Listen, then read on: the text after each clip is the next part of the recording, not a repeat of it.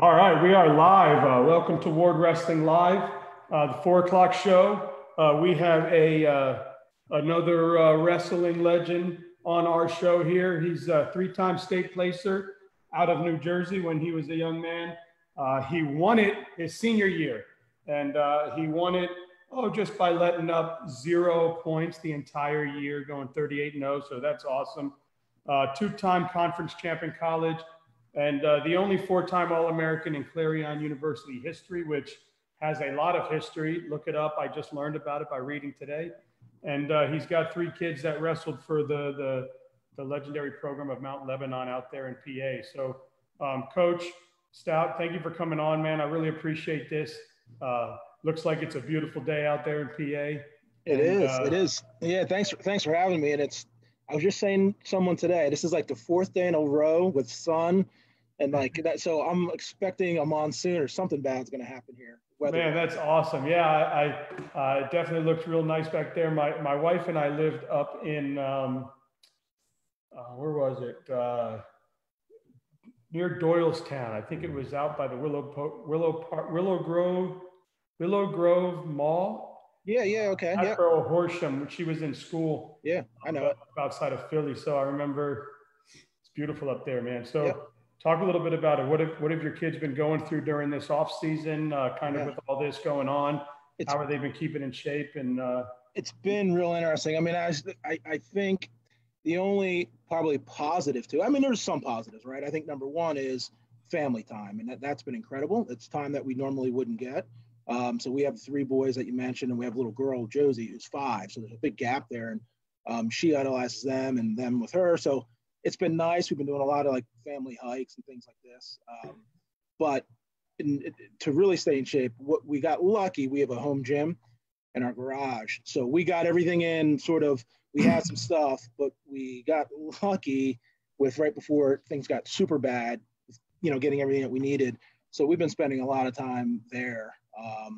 And those guys are, they're smart kids and everything, but they're meatheads when it comes to working out. They love it. They love it. Yeah. I mean, I've seen some old pictures of you. I see where they get it from. Yeah. Now what happens, Dan, to be honest with you, is they're like, Dad, you want to work out? I'm like, okay. So some days I dodge them and I come up with an excuse why I can't, but other days then I try to hang with them and then I can't walk days. My wife says, when are you going to stop doing this to yourself? You can't do it yourself. It's a constant cycle. Oh, that's crazy, man. So I know that you're not on the coaching staff, but I know that you volunteer out there and you're a parent. You're highly involved with that Mount Lebanon program over there, being that you have had 3 kids go through it already, and one or 2 are still there. I don't know. We'll talk about that, but talk about that program and how important it is and what they do there for these kids and why that was the program you chose for your family. We've been really blessed with that, Dan. To be honest with you, I think you mentioned it's a storied program. Great Kurt Angle, he wrestled there back in the day. His brothers wrestled there. Just sort of a fluke that we ended up here. But the school itself, it's academically, it's a fantastic school. A lot of kids go to a lot of great colleges from there. Our kids have all come out of there very well prepared. So we've been very lucky on the academic side. It's a great community. And then the program itself, it's just been extremely supportive. So I think they put the right things in place so that the resources are there. Like things like the weight room. It's like state of the art. It's got to be one of the best in the state in a high school. I mean, it's phenomenal. They bring people in to work with kids, for mental development focus and things like that, nutrition, whatever they need. And then first and foremost, the academics are phenomenal. So the town, it's close to downtown. It's safe. It's a walking community. The kids can go uptown, whatever they need to do. So we've been real comfortable here for the last 20 years. And they've had great success. So I think there's been a lot of great wrestlers. Kurt, sort of the most notable of them all. And you're only an hour from Philly? Mount Lebanon? Yeah, it looks like you're only, an hour from Philly? There's 2. There's another Lebanon. There's a Lebanon, PA. There's another one. This one, we're about 5 hours from Philly. Oh, really? So we're in the southwestern corner of PA. So it's like a straight shot right down the turnpike from here to 4 hours and 45, something like that. Oh, man. So So my Philly questions later on, I should cross out.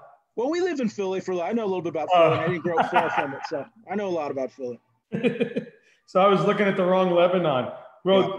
that may be an issue because I think I pulled some restaurants from that Lebanon, like some pizza joints and stuff. Oh man, I'm screwed. I might know. I'm totally screwed. No, no, you'll be fine.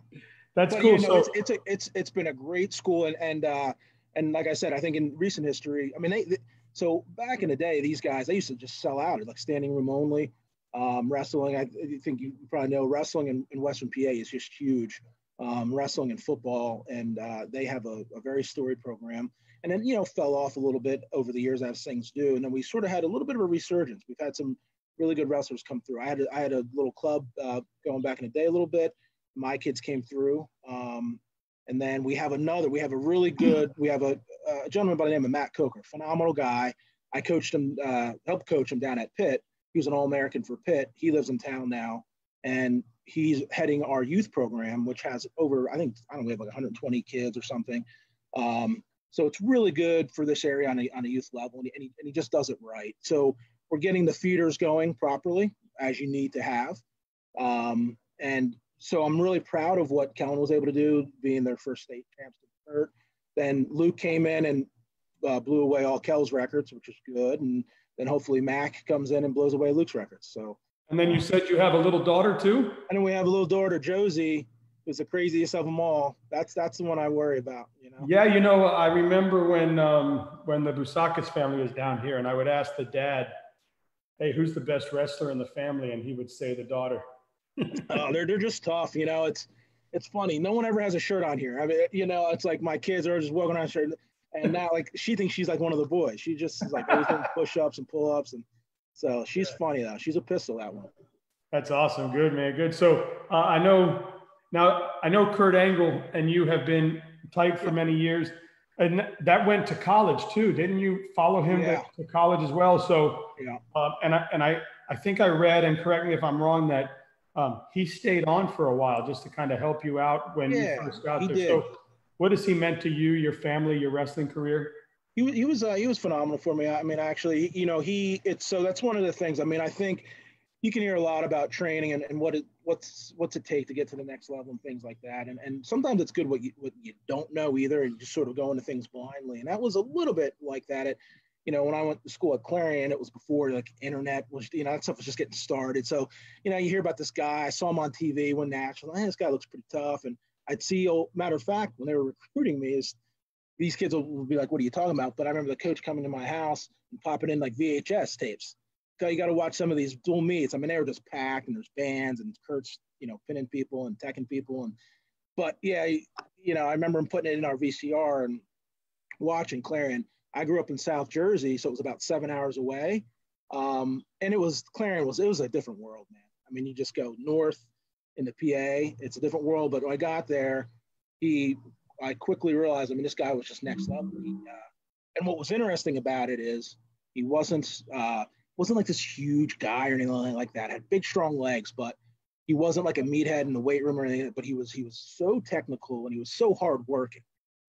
So the intensity is what it was. That's the biggest thing that he taught me. It's just the focus and the intensity. I wish he was around longer. That's, you know, he started pursuing his, you know, with the Olympics and everything and his world championships. But, you know, he'd come in a lot, and then he'd even bring me down to Pittsburgh and, you know, set me up so we can get some workouts in that way. And so it really, really helped me turn the corner in college. And then he was the WWF champion, right? Yeah, and then there's that. You know, the thing that I remember about Kurt is I just mentioned it was his intensity. I can remember training with him one time in the weight room, and there was a group of us down there, and he was very happy. You know, didn't drink. You know, he was just he's a good guy. Everyone liked him. And I remember like this bar hit his. It's just a weird story. I was like a freshman, but I just remember we were doing, and this is an old school like jailhouse gym. There wasn't all these fancy things, and we had the bar set up in the corner. We were sort of doing like T-bar rows. And I remember the bar hit him in the chin, and little blood came, and he like this like switch flipped, and he just got so intense, and the rest of his work, and I'm like, this guy is so serious, man. But that's how he wrestled. He just, I mean, if you get a takedown on him, my goal honestly was just to score a point on him for a long time. That was it. He was really that good of a wrestler. Yeah. Yeah, I was reading where you said, man, I couldn't even get a point on him. It was frustrating. Yeah, it was really frustrating. Because it, like, physically you look at him, and I was taller, and I was like, I'm like, I feel like, you should just be able to like throw this guy around, but he had another gear, and he was really good. People get that with maybe DC a little bit, right? He looks like that's right. It's probably a good comparison. Chubby, stocky guy, but then you ain't messing him up, right? No, man, he just had something, and the thing I liked about Kurt too is he came, pretty hard knocks, comes from a very tough family. In Pittsburgh, listen, I mean, anyone's only a generation at most away from being just scrappy blue collar and just tough people. And so he brought that element along with the technical side of it. He got me very good in college. That's awesome, man. Cool. So I know that I know you have a little daughter. She's not quite to the level of the boys yet, but you've got 3 boys that are making some noise: Kellen, Luke, and Mack. Yeah. So talk a little bit about them and their career so far, and where they're heading and their goals. Yep. The good thing is that I have 3 boys, so you get a couple mess ups, and you try to get it right by the end. I think. So with Kellen, it was just, we kind of got into it. He was a good athlete. He was a very good baseball player, very good football player, but wrestling was what I knew. So he did those things up until like about his junior year, all 3 things, and then we just focused on wrestling. He was very good coming out of high school. He won, state championship out here, second as a junior and first as a senior, which again in Western PA, it's in AAA, it's good. And he first went to Penn State, and then transferred from Penn State into Pitt, which was a really great fit for him. He loved it there. Great coaches, great program. I think what he discovered was, and I think we knew it all the way along, loves wrestling, loves the training part. He wasn't a huge fan of the competition in the end. He was kind of getting beyond that. But he loved the training, but he didn't have that love for all of it. Luke and Mack do. What's interesting about Luke is Luke was a horrible athlete to the point that I used to sit up in bed and talk to my wife, like, I don't know what we're going to do. Because Kellen was always such a good athlete. Mack was always so good, and Luke was stuck in the middle. Luke and Mack are only 17 months apart. And I'm like, I just feel bad. I don't know what to do with him. He couldn't hit a baseball. But one thing he's just a worker. He's just a grinder. He's a grinder, and then he finally just started to figure out. By the time he was in 8th grade, he started to get pretty good. And then this whole time too, the kid is like, he's a phenomenal student. He's just never really had to help him with homework. He actually had a speech issue when he was very little. Had to go to a special school for his first 2 years to learn how to talk right. But he was always reading. He was always reading novels since the time he was very little. So he just surprised me early on from his freshman year, beat people that I didn't think he should beat. Matter of fact, like Jared Verclaren was one of them. He's wrestling at Penn State now. I think at the time he was ranked 2nd in the country, and he bumped up to wrestle Luke as a freshman, who was this unknown freshman, and he beat Luke 5-3. And I was like, man, maybe this kid's going to be something. He's going to be all right, So ended up placing. Usually, like with your first kid, usually it's the other way around with athletes, right? I know. They can do like if you want me to wrestle the match on match day for the next 10 years, I'll walk in and wrestle the match, but I just don't want to do the grind that leads up to it, right? No. He's like, I love the grind. I just don't want to go compete. It was really interesting. It was a hard thing to work, and we struggled for years trying to figure it out. And then, one thing, he's been great teaching the other guys. He's a great coach. He's a great student of the sport. And I think, and my younger boys really, really looked up to him because so they just tried to emulate him, and in their head, no one was better in the world than him. So they just always push to be better. And then Luke really had a phenomenal career. We're impressed on a lot of levels. And so he's going to be going to Princeton next year, which is great. And we're pumped about. And then Mack he's pulling up the rear, man. And he's just, that kid, really, the sky's the limit for him, I think. I mean, I think his athleticism is really on a different level than a lot of people. And he's just he's just a tough kid. And he just tries to hang with his brother. So it's either, I think for that youngest guy, either they're like, forget them, let them have their thing, or they're just going to grind. I want to be better. And he's that guy. He just wants to. He got beat up for how long? He's got tortured by them forever. And the little girl's probably going to be better than all of them because she's getting beat up bad. She's pretty bad, man. So, that's awesome. The girl I wouldn't want to wrestle. Congratulations. I mean, that's you got to be pretty proud. You got one graduating from Pitt, right? Yeah. Two, and then one going to Princeton, which forget wrestling. I mean, obviously they have already created a top 5 program in wrestling, but forget wrestling. I mean, just the campus, the program, the Ivy League, getting to No, it's phenomenal. It really is. And I didn't know, we were really going to be going that route. And Princeton Ayers, we talked about him a little bit before you and I. Chris is he just has this contagious personality and very, very likable. And he wasn't even anywhere on Luke's list, really. And, I think it was really looking at Pitt was really, really high. He was looking at a lot of places, but he had known those guys for years. And the Pitt coaches are fun. They're just great guys, great technicians, better than that. They're great people. But then this opportunity came and Chris was just like, I'm not giving up. Luke was very close. He was looking at Penn. So my nephew, my brother's son, wrestles for Penn. He's a year older than Luke. So we were looking at Penn. I've known Roger going back years and years. And so I was like kind of partial to Penn too. I like Philly. I like the coaches a lot. And then Chris just kind of came in and we met here at the house a couple times. And, then we went down there and he just right away, he says, something about these guys. I just like these guys. Oh yeah. And I got it. As soon as I went down there, I saw the cat, like I got it. I got the energy. You got to give someone respect like Chris, who, they were horrible. I think he started, this might be his 14th year. And they were like literally, Dan, like a day off. It was just a day off match. He wrestled someone. Yeah, he said he was 0-32 or something. Sounds about right. His first few years, and I learned a little more about him talking to Dubuque because, Chris isn't going to tell you why Chris is Chris, right? He's just going to talk about Princeton and whatever. So Dubuque was just like, he had a plan from day one and he doesn't waver from his plans. And he has like schedules, I guess, lined up for whatever. And he knew that the way he was scheduling things, and Chris talked a little bit about it. He's like, I was scheduling in a way that I knew as soon as we start winning half of those, now we're going to be up in the conversation. And so he just knew that if I just keep doing it that same way, but then, because you were on his recruiting trail, he says, listen, Dan, I go in and just scare the kids to death. Like I tell them, like, this is Princeton. You got to be tough.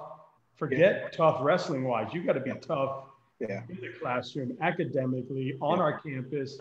We create great men. So, but you could just feel like, I want to wrestle for this guy, right? We got it, right? I mean, like I said, he was a later add-on to Luke's list. I think he was like the last school he was considering it.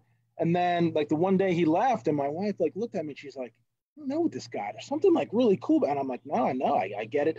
And then, like I said, after our first visit, those recruiting things are always hard, especially if you have relationships with coaches. It's easier, I think, if you're just a kid and, say Washington State and you're visiting all these schools and you don't really have any close things, but it can be hard on a kid, especially a young kid. And now that they're starting out a little earlier, like it can be difficult knowing what you want to do and where you want to be. And listen, bottom line is you're going to change. You go into school at 18 years old, by the time you're 23 or 24, you're a much different human. So it's hard to like think forward of what you think you want and where you're going to. Yeah, now I haven't been to Princeton yet. I know my aunt and uncle moved back into Princeton many years ago, but we weren't up in Philly anymore. And but what I understand, it's probably very similar to the town you live in. You can walk everywhere. It's kind of that's right. It's beautiful. I mean, it's really in the campus itself. It's like that Hogwarts, sort of like from it's a lot of like these stone buildings. And you can walk everywhere. Yeah, bars, restaurants, stores. It's a really beautiful place. Well, you and Mom got to be proud. We are. Yeah, we're really happy for him. We're very excited for the future for him. That's awesome. Like you said, what was harder for you? What's been harder for you, when you were on the mat competing or watching your kids on the mat? Man, it's not even close. It's the kids, man. It's because it's almost like, I don't know, watching your wife have a baby or something. Like you're just helpless, and it's just this paralyzing feeling. I think, when you're wrestling, you get nervous, and then after years, you get less and less nervous. I mean, there's excitement and there's some nerves there, but they're manageable, and it's almost like this nervous excitement.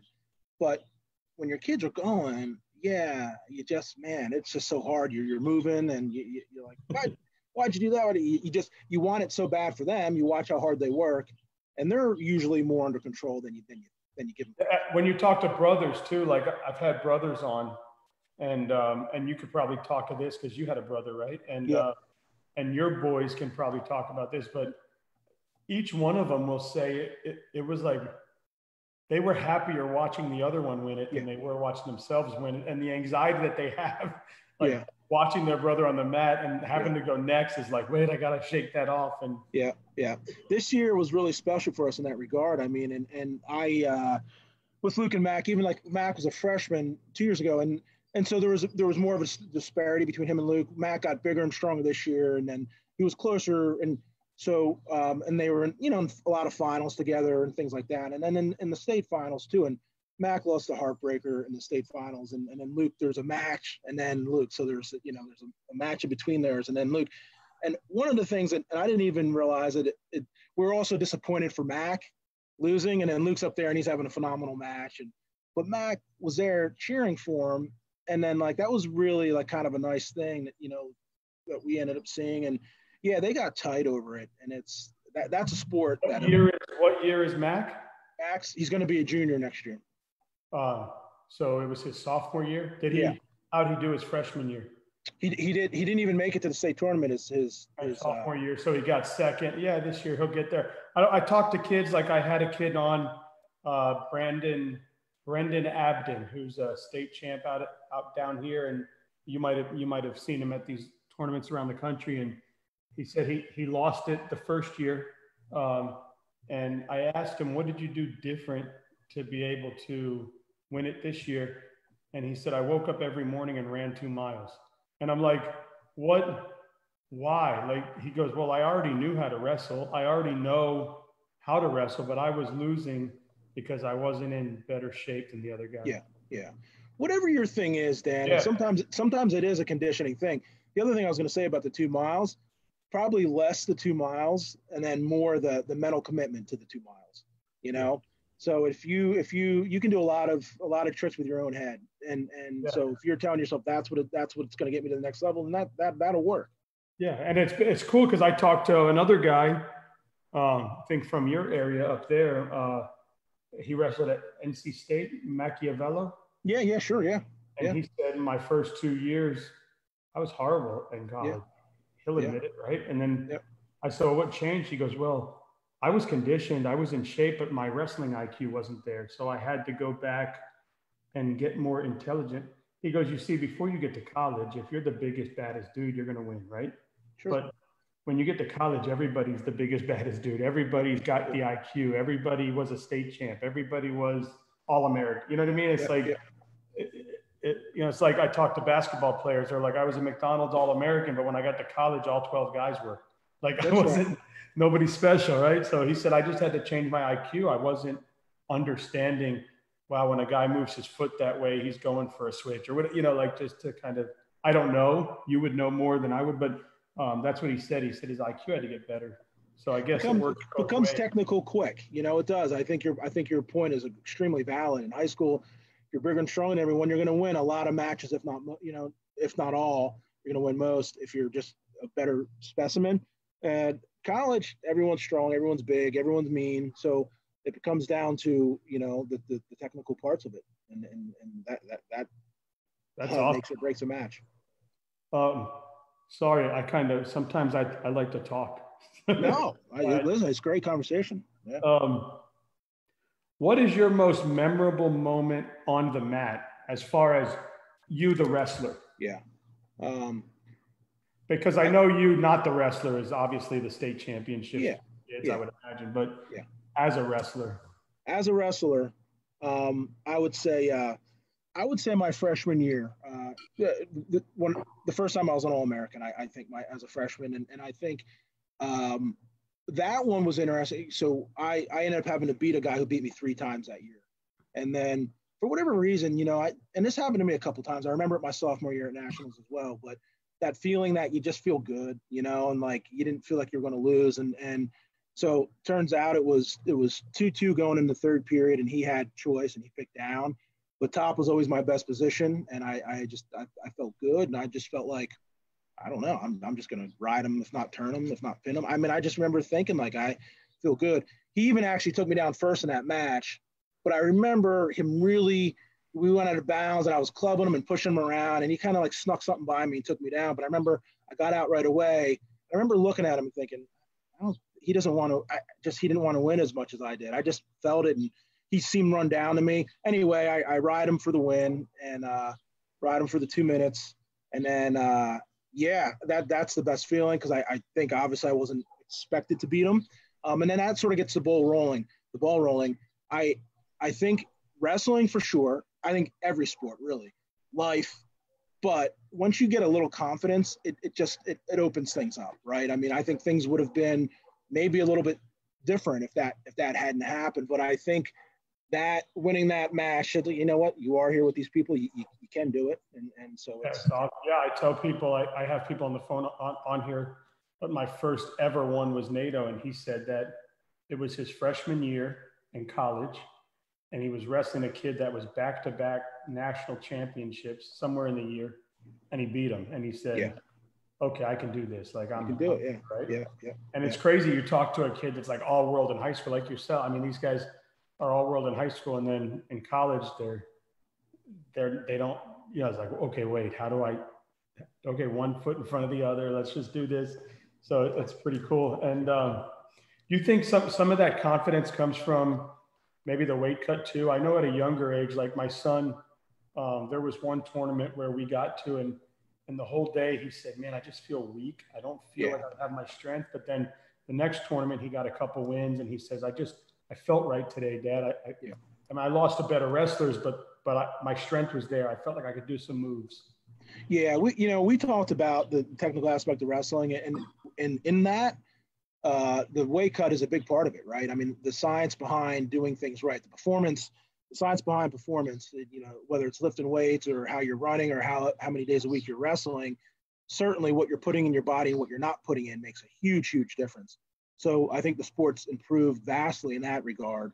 But if it's all those things, they need to gel. And if you feel comfortable, a lot of these guys are like, well, just be as big as possible. And well, that's great until you have to lose 10 or 12 pounds and then step on a mat. And it's, so you have to figure those things out. You have to get it right. And diet, I would say, along with training, diet is, because look, when you're training, say you train 3, 4, 5 hours a day, if you're broken up in a couple workouts, but eating, it's what you're doing most of your time. So you should take the time to learn to do it right. The training, it's all part of training, really, and it could really make or break a match and a career. And there's been so many good wrestlers that just didn't ever do it because of reasons like this, cutting weight or injury, which cutting weight wrong can cause injury. I mean, certainly. But it's just such a grueling sport. And really the fact of the matter is, these guys, most of the people are this close. I mean, one day or another, I'll beat you, you'll beat me. But so that's why guys that do it consistently are really, really impressive. Sometimes you get a person that just separates, but it's not all that common. Most of these guys are a point or two apart any given day.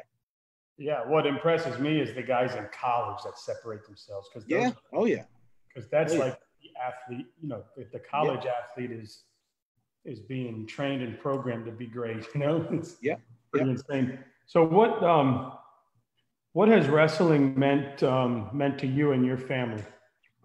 It's really for us. I mean, it's been everything. Look, it's like put my one kid through school, and my other kid got into a great university. I mean, so I think Mack, the future looks bright. It's not only is it the academic part of it, because that is huge. It's huge.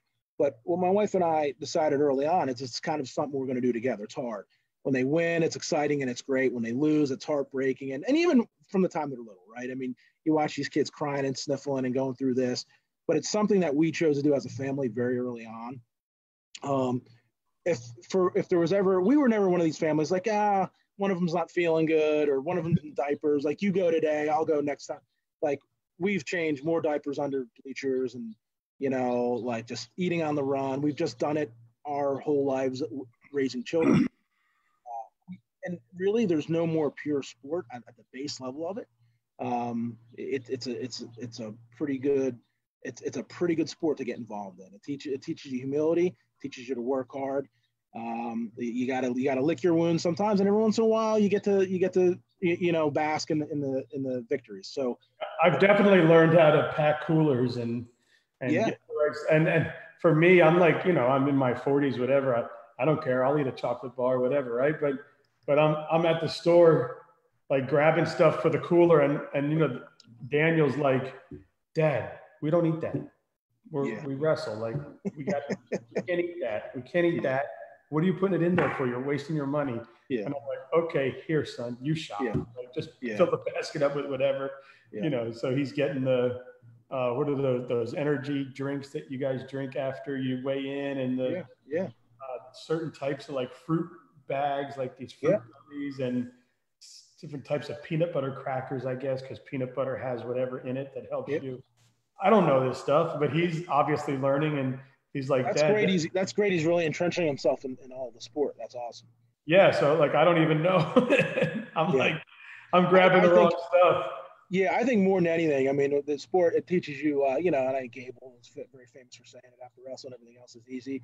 But it's honestly, I've drawn on it so many times professionally, like even, you're giving presentations, you're nervous, or whatever it is. And then you're like, man, I've just done harder stuff than this. And it's not that big of a deal. It's not life or death. In wrestling, when you're wrestling, especially for cutting weight, it does feel life or death. You're generally not going into it the super wealthy guy. You're doing it because you just want to be really, really good at something. And Henry Cejudo just said it fairly recently after his last fight. Like, he's an Olympic champ, he's a world champ, he's UFC champ, and he said that there's, without question, wrestling is the hardest sport out there, and it just is. So if you just sort of lean into it and dive into it, and if you do it as a family, and I think, like you said earlier on when you and I were just talking one-on-one, that you meet so many like nice people that want to help. That's basically been our experience. It's sort of this tight-knit group. Everyone knows how hard it is. Even if you're at top, something can happen pretty quickly to make it, to make you pretty humble. If you've been to a little league game and you've been to a wrestling tournament, you will quickly realize, and nothing against baseball. I grew up playing baseball. My sons did little league, and I've met some really good people that are still friends in baseball. But all in all, it's not wrestling. Like, they don't care about the kid on first base that is not on their team. They don't care about the kid that's not on their team that just got hit by the baseball. They don't care if you lose. They're not pulling you up and telling you what you need to do to adjust. They could they're yelling and screaming at the other team. They're telling the other kids they suck. And then you walk into a wrestling room and your kid just gets crushed. And not just the kid that crushed him, but the parent too is picking him up off the mat, giving him a hug, telling him, hey, keep your elbows tight. When I was coming around you, you were letting yourself up. That's how I got, hey, look at these coaches. And I don't know how. I think you just have to be there to experience it.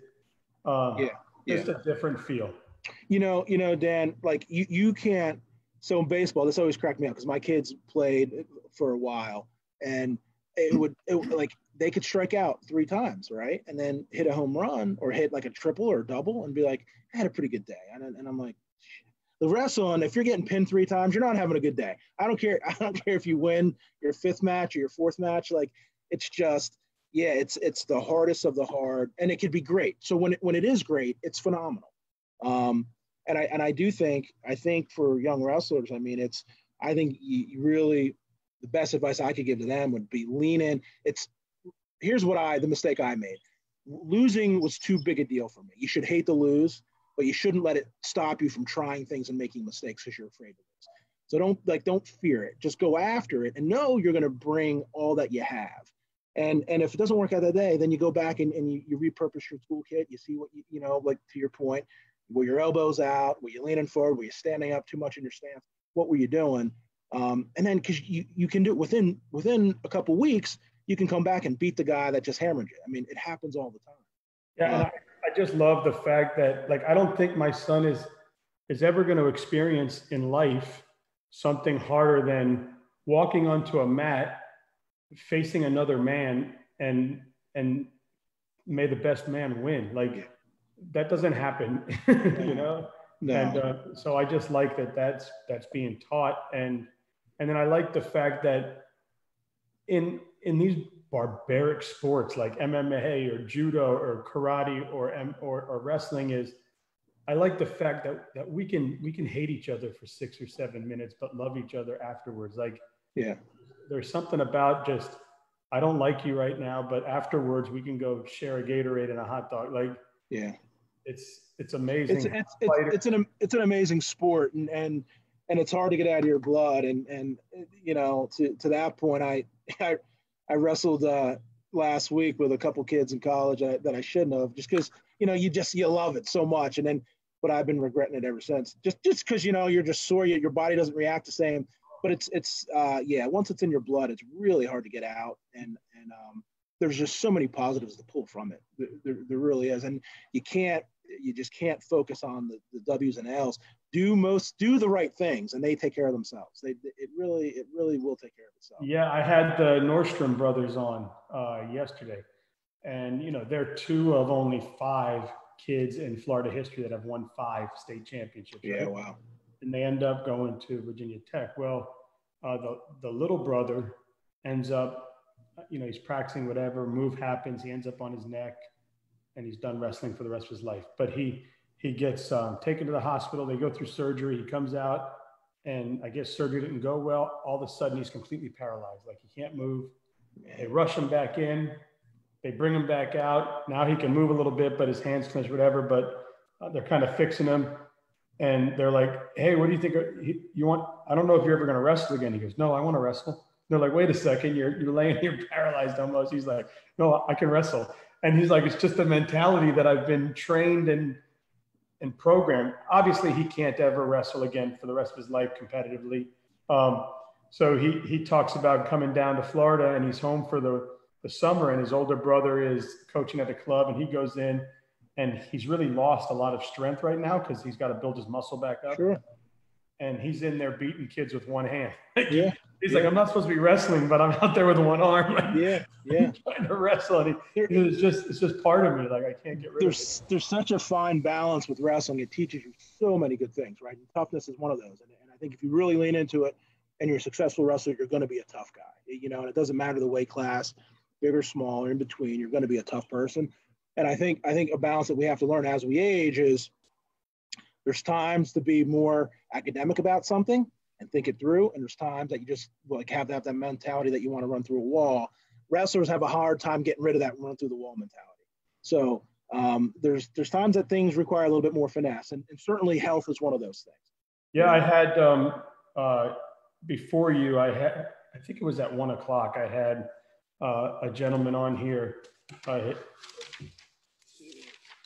John Hosegood is his name, and he was a MMA ref for 25 years. He fought a little bit, but then he got into MMA, and he said, I can't tell you how important it is for you to have a wrestling base. Like these guys that come in without a wrestling base, not that they're not going to be great, but it's so much more difficult to get them to the right level. And when they come in with that wrestling base, it's like half of it's already done.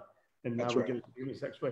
And then he said, but the other thing that was big is when a wrestler comes into your gym, you don't have to teach them work ethic. They've already got that. Like there's that toughness and that work ethic about them that you don't have to worry about them ever like quitting on you or doing things the wrong way. So there's something to be said there, you know?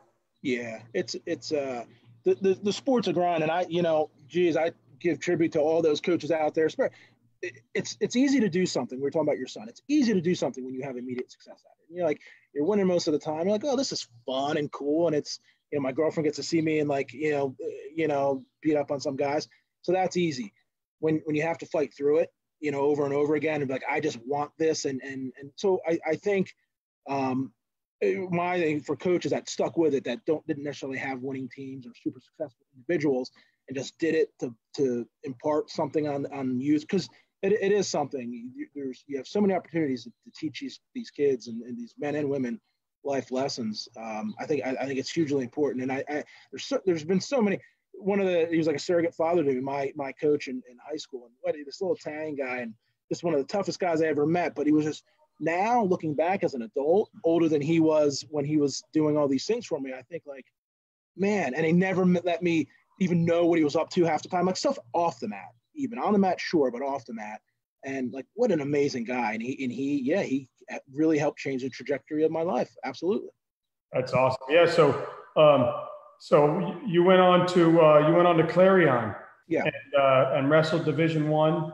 Yeah. And so how proud of you of those four All Americans and being the four-time All American, and nobody has been a four-timer since you. Yeah. Has anybody been close? Do you sit there and like cross your fingers, or are you?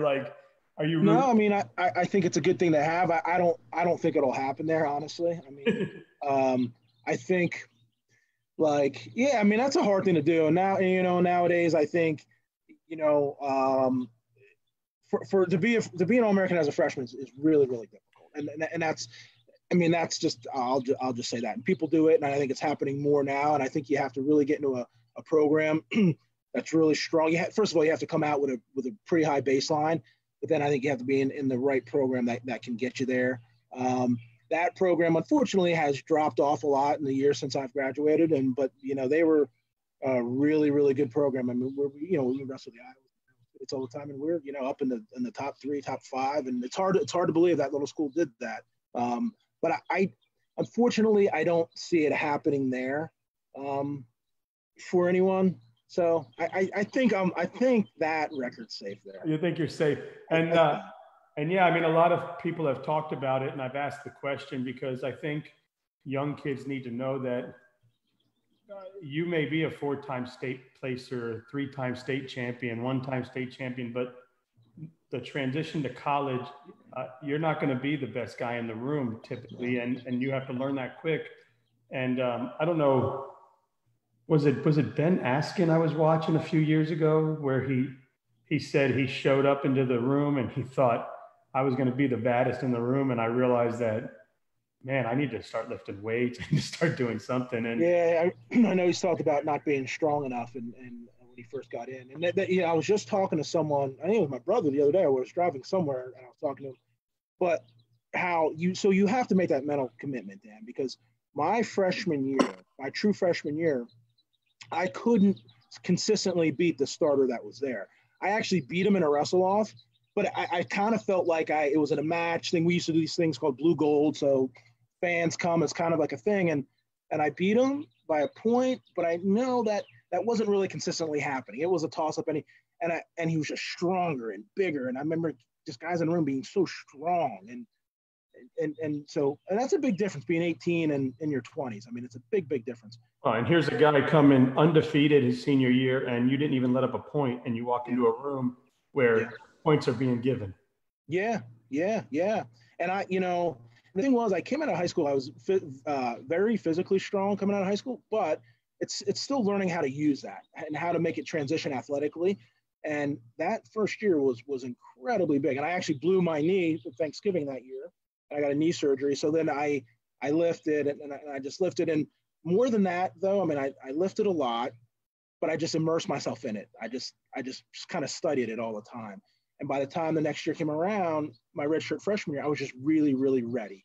I needed something. I was like really hungry for something, and wrestling was that something. Like I needed to lean into something. Especially if you go far from home, you're in a new environment. I mean, so I needed that. But yeah, when you first come out, very few guys are ready to step on the mat. More and more now, more than ever, because wrestling's gotten, although we're facing some of this downward pressure on the sport itself, kids have access to internet, you have access to training. I mean, having All Americans and national champs in your room isn't that uncommon anymore in high school, where no one knew that. Like when we were kids coming up, I mean, you wrestled in middle school, you wrestled 10, 12 matches a year. Your coach was like a decent high school wrestler. You might have wrestled a year in college. Yeah, I had the guy that I had on right before you. Actually, 2 shows. When was it? Nate Skanesny. He's a coach. He's the assistant coach at Notre Dame College. He said the difference now is that a lot of these states have these regional centers, he said, Yeah, that's right. If you are like top 3 at like in Ohio, let's say you're a freshman and you place at states. Yeah. Like top 3. Well, now you have access to train in these regional centers where you get to train with college kids and you get that experience. So by the time it's time for you to transition to college, it's an easier transition, where he said when we were coming out, we didn't have that. So it was all new. Yeah. It was literally, Dan, my off season in college was I'd go home, I'd get a job, and it was usually like I had a buddy who had a concrete business. So, I grew up on the coast in South Jersey. So, we'd go around the island, we'd do concrete all day, which was good because it was physical labor, and I'd lift at night. Occasionally I'd run, but wrestling, I'd get on the mat here or there, like someone, but I'm in from my hometown. Who could really, especially once you're an All American a couple of times, who's going to, there's not that many people that you can wrestle with, especially if you're a bigger person. So, it was just our off season was really just keeping your head right, lifting a lot, and just staying busy. It wasn't like it is now. We've been really fortunate, and even like the club my kids go to, Quest, which is Western PA, which that's I think that's the best club in the country for a lot of reasons. Not as big as some of the other ones, but a lot of really great wrestlers came through there, and you need something. You need a home in wrestling, and that's been it for them. So you can get yourself surrounded by people that care about it, that are, number one, have your best interest at heart. Number two, just tough people. And I don't mean like being able to like hammer a nail with their fist. I mean just physically resilient, physically, but mentally resilient people. Just tough, good, hardworking people. And that's what they've had a chance to be around there. And Jimmy Ackerley and Mason Beckman and Tyler Nauman, these guys are all Americans, but more than that, just students of the sport and great people to have in their life. And so we've been very fortunate. So I don't have to, I think the biggest difference, going back to what you asked me earlier about the boys, Kel and I had to do a lot of it on my own.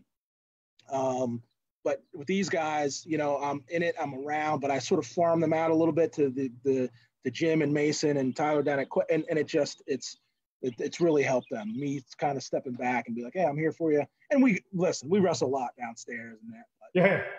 But I backed off a little bit as a dad. And I've been more of a dad and less of a coach with those two. And you just go and love it if you love it, and do the best you can. Can they whoop you yet? No, listen. I still got a little dirty jersey in me, Dan. That's that grown man strength. Yeah, I still have maybe a little bit of time left, but but these guys can go for days. I can't go long like they can. I still got a little back in. Yeah. All right, so you ready for the 10 questions? Yeah. All right, so Eagles or Steelers? Steelers. Genos or Pats? Genos. I like Genos too. Yeah.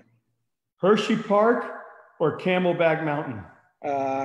Hershey, just because so many good family memories and these boys winning states there and stuff like that. It's Hershey. So here's these 2 pizza places: Mancino's or Manino's? Mancino's. Did I have the right Lebanon? You got it. Oh, you got it. Yeah. All right. Jersey Shore or the Poconos? Oh, Jersey Shore. Love it. Love it. I worked at Seaside as a kid, man. Yeah. The pulley, it's Jersey Shore. I love it. That's awesome. All right. So a guy from both these places, PA wrestling or New Jersey wrestling? I wish my brother's here because he'd get them all fired up. So I'm really blessed, honestly, that so it's PA. It's PA in a lot of ways. Jersey, though, let me tell you something. Jersey has just a toughness about them. They're risking sounding not politically correct. They're just pricks, and they're just these tough, pricky guys. And so I'm very glad that I grew up in Jersey and have that base. But then Western PA, it is, no one ever leaves here, man. And it's a cold town, blue collar. So it's your dad, your uncles, your brothers, everyone wrestles. Sports is life. And wrestling in PA, I don't think you can argue it. It's the best in the country. That's awesome. And to have those 2 states so close with each other, you really get a blend of some outstanding wrestling. High school scoring or college scoring? College. Philly or Manhattan? Philly. Top or bottom? Top. Iron Man or the Beast? I say probably Ironman. Nice. Yeah. Those are my 10 questions. So I didn't do bad. I didn't have the wrong areas. No, it was good, man. It was really good. I did. Because, you know, when I was looking up stuff, Yeah. it showed a map that was like an hour and 10 minutes. And I was, interesting. And then I found another map and it showed this other town. And I was like, it looks like he's right in between the two. So what is it, like out by Harrisburg? Is that where you might? That's right. Yeah, not far from there at all. No, yeah, my grandfather, who passed away a few years ago, he was from, I think it was Strasbourg. East Stroudsburg. Yeah, sure. It's nice there. He had a furniture store called Rosen's for many, many years. And he used to give like the graduating classes, like little gifts and stuff. And, but it's been closed for 20 years. But yeah, I remember as a kid, they would take me to camp up there in the mountains somewhere. Yeah. That's a beautiful part of the country. It really is. Yeah, but if you're a beach kid and not a mountain kid, yeah. Yeah, man, I love the mountains. There's parts of, so it's funny. My wife grew up out here in the PA, and she's like, you know, it's probably a Catholic school girl, this whole thing. But like, and so Jersey freaks her out. Like, you know, we get close to Philly, people start giving you the finger and yelling and honking horns. Yep. So, but Long Beach Island, where, you know, we vacation my family, so like that place is awesome. And there's things about, if you understand the Jersey culture, it's the people are so genuine, they're so real, but they can be intense. Yeah, I remember. So I grew up in Miami, right, and then I moved up here in the late '90s, and I met my wife, and I think she was more sheltered than I was. Yeah, I bet. So I had experienced, you know, kind of a cesspool of different Spanish and Black and Haitian and Cuban. So I kind of grew up around that. So it didn't affect me. Like, it was just everybody's people to me. I kind of grew up in that kind of world. Well, she did not. And I remember going to Philly, and like when we were first there, we'd walk around, and being a Spanish girl with a white guy, it was tough, man. You would get some serious looks, and it was at least 25 years ago. It was a very black and white town. And, hopefully it's kind of blended a little bit since then, but it was one of those cities where you knew you better be on one side or the other. There was nationally, I think that stuff's all gotten better. Obviously, we still have a long way to go, but you know, there's obviously more and more of it. But yeah, you somewhere like Miami, which is a true melting pot. I mean, it's what a cool place. But it's not for everyone. Yeah, and I grew up. Everybody was I mean, like, you just, in your classroom was a Cuban kid, a Asian kid, a Venezuelan kid. And you just kind of grew up that way. And then, my grandma was from South Philly, so she kind of raised us in Miami, but she raised us as Eagle fans and all that stuff, right? So I had a little bit of that in my blood, but to experience it full time, I love it. I wouldn't trade it for anything. I would live in Philly. I love the place. Philly's a cool town. I like it. I miss it. I like the fact that up there you can kind of walk to the different towns. You could walk around. There was a lot of transportation to get anywhere. Even, I was out in Hatboro, Horsham, and I could walk a mile up to the train station. It'll take you right into Philly. And then from Philly, you could catch the train to Trenton, and you can catch the thing into, it's all easy. It's actually a really good point. I was just saying to someone yesterday, Pittsburgh is neat, and it's a great place to raise a family and like really good people, but it's much more Midwestern than it is. I mean, you're right on the border with Ohio. I mean, it's much more Midwestern values.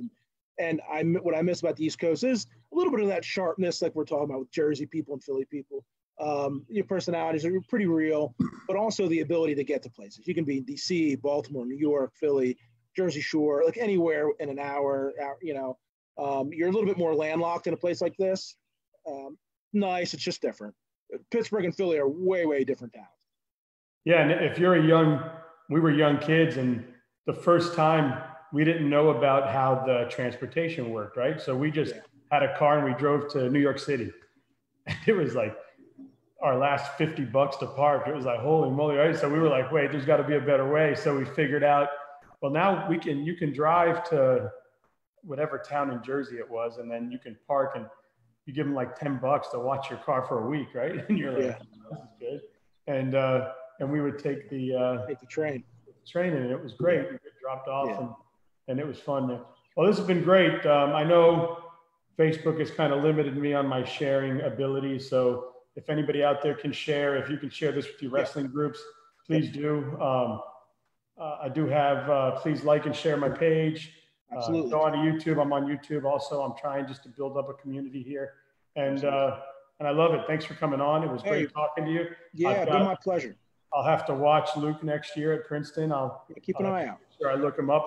I tell people I'm getting to become a fan of so many more kids and families, because all I had was like the group that my kid was involved in, and now I get to go to these tournaments and see a lot of people. So hey Dan, it's a great thing that you're doing, and I really appreciate it as an outsider just looking in, and what you're doing for the sport. And thanks for your time, and I appreciate the invite to come and talk to you a little bit. It's been a lot of fun.